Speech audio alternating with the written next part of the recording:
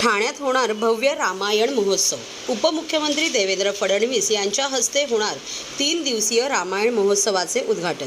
विविध कार्यक्रमातून रामनामाचा जागर, श्रीराम जीवन दर्शन घडवणारी आकर्षक रांगोळी, 1528 ते 2024 पर्यंतच्या श्रीराम मुक्ती अभिनयाची चित्र प्रदर्शनी, शाळेत विद्यार्थ्यांची चित्रकला स्पर्धा, अयोध्या येथे होणाऱ्या श्रीराम मंदिर प्राणप्रतिष्ठा या ऐतिहासिक मंगल सोहळ्याची अनुभूती ठाणेकरांना देण्यासाठी सृजन संपदाच्या माध्यमातून माजी खासदार, ICRचे अध्यक्ष रामभाऊ म्हाळगी, प्रबोधिनीचे उपाध्यक्ष, भाजपाचे राष्ट्रीय नेते डॉक्टर विनय सहस्रबुद्धे आणि प्रदेश भाजप प्रवक्ते रामभाऊ म्हाळगी, प्रबोधिनीचे सदस्य सुजय पत्की यांनी 3 दिवसीय भव्य रामायण महोत्सव आयोजित केला आहे।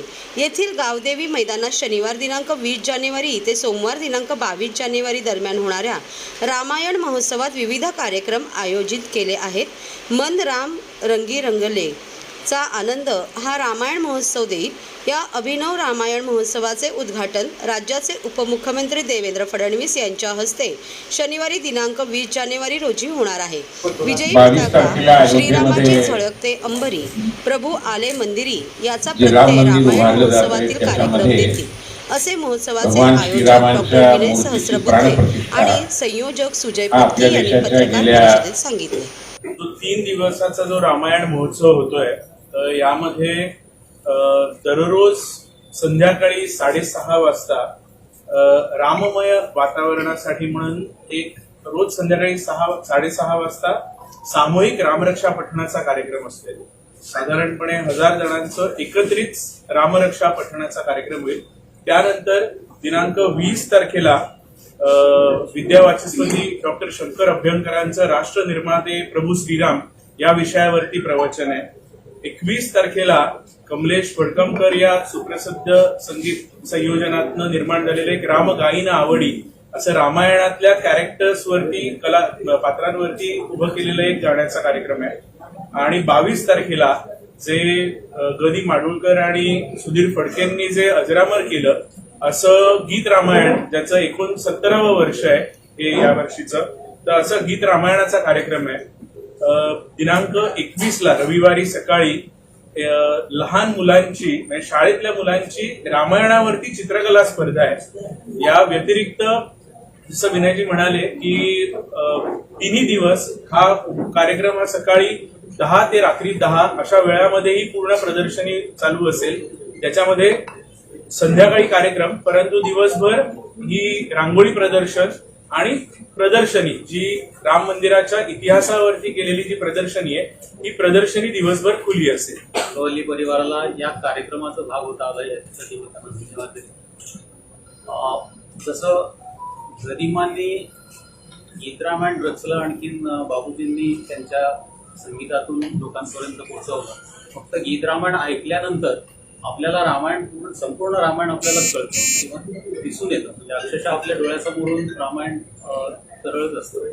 तसंच एक प्रयत्न वेगळ्या पद्धतीनं आपण देण्याचा प्रयत्न केलाय। याच्यामध्ये चित्र रांगोळ्यांचं प्रदर्शन असणार आहे, ज्याच्यामध्ये श्रीराम जन्मापासून ते पूर्ण अभिषेकापर्यंत, राज्याभिषेकापर्यंत अशा विविध रांगोळ्या असणार आहेत। त्याच्यामध्ये जन्म झाल्यानंतर त्याच्यानंतर राटिकावध असेल, वनवास असेल, भरत भेट असेल, किंवा पुढे वाली आणि सुग्रीवाचं युद्ध असेल, त्यानंतर लंका दहन असेल, अशा पद्धतीचे बरेच चित्र रांगोळ्या त्या ठिकाणी असणार आहेत। आणि प्रत्येक रांगोळीच्या खाली त्या चित्रावर एक संस्कृतमध्ये एक श्लोक आणि त्याच्यानंतर मराठीमध्ये त्याचं विश्लेषण, अशा पद्धतीनं तिथे एक फलक लावलेलं असणार आहे। म्हणजे प्रत्येक रांगोळीचं विश्लेषण जेव्हा तुम्ही बघाल त्यावेळेस त्याच्यामध्ये थोडंसं वाचन केल्यानंतर आणखीन त्याची प्रगल्भता दिसून येईल त्या विषयाची।